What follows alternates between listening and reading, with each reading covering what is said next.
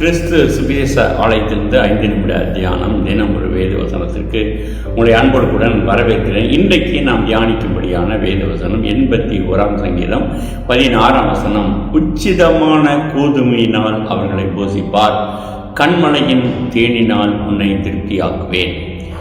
நம்முடைய ஆண்டவர் நம்மை போஷிக்கிறவர், நமக்கு உணவு கொடுக்கிறவர், நம்முடைய சரீரத்துக்கு ஏற்றவைகளை கொடுக்கக்கூடியவர், நமக்கு தேவையானவை எல்லாவற்றையும் கொடுக்கக்கூடியவர். விசேஷ விதமாய் நமக்கு உணவை கொடுக்கிறவர் நம்முடைய தேவன். நமக்கு எது தேவை என்பதை நாம் கர்த்தரிடத்திலே கேட்டால் கர்த்தர் நிச்சயமாய் தருவார்.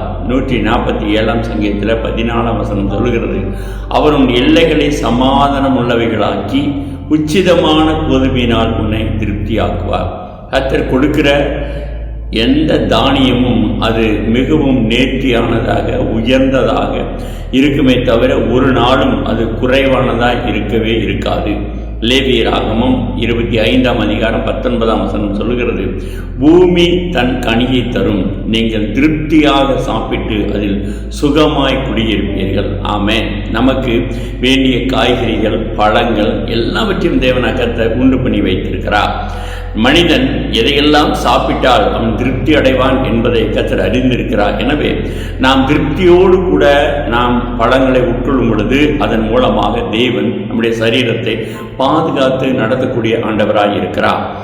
லேவியராகமம் 26ஆம் அதிகாரம் 5ஆம் வசனம் சொல்லுகிறது, திராட்சை பழம் பறிக்கும் காலம் வரைக்கும் போரடிப்பு காலம் இருக்கும், விதைப்பு காலம் வரைக்கும் திராட்சை பழம் பறிக்கும் காலம் இருக்கும். நீங்கள் உங்கள் அப்பத்தை திருப்தியாக சாப்பிட்டு உங்கள் தேசத்தில் சுகமாய் குடியிருப்பீர்கள். ஆமென். நாம் சாப்பிடுவதனாலே, உணவு உட்கொள்வதனாலே நம்முடைய சரீரம் வளர்ச்சி அடைவதையும் அதற்கு வேண்டிய விட்டமின்ஸையும் கொடுக்கிறதாய் கர்த்தர் அறிந்திருக்கிறார். எனவே நமக்கு என்ன தேவை என்பதை அவர் நமக்கு கொடுத்து நம்முடைய சரீரத்தையும் பராமரிக்கக்கூடிய நல்ல ஆண்டவராய் இருக்கிறார். ரூத் 2ஆம் அதிகாரம் 18ஆம் வசனம் சொல்லுகிறது, அவள் அதை எடுத்துக்கொண்டு ஊருக்குள் வந்தால் அவள் பொறுக்கிறதை அவளுடைய மாமி பார்த்தால் தான் திருப்தியாய் சாப்பிட்டு மீதியாய் வைத்ததையும் எடுத்து அவளுக்கு கொடுத்தாள். ரூத் போன இடத்துல போவாசனுடைய நிலத்திலே அவள் அந்த தானியங்களை பொறுக்க சென்றால் அங்கே அவளுக்கு பரிமாறப்படுகிறது, அங்கே உணவு கொடுக்கப்படுகிறது. அதை மீத வைத்து தன்னை பராமரித்து வருகிற மாமிக்கும் அதை கொண்டு வந்து கொடுப்பதை நாம் வேதத்திலே வாசிக்கிறோம்.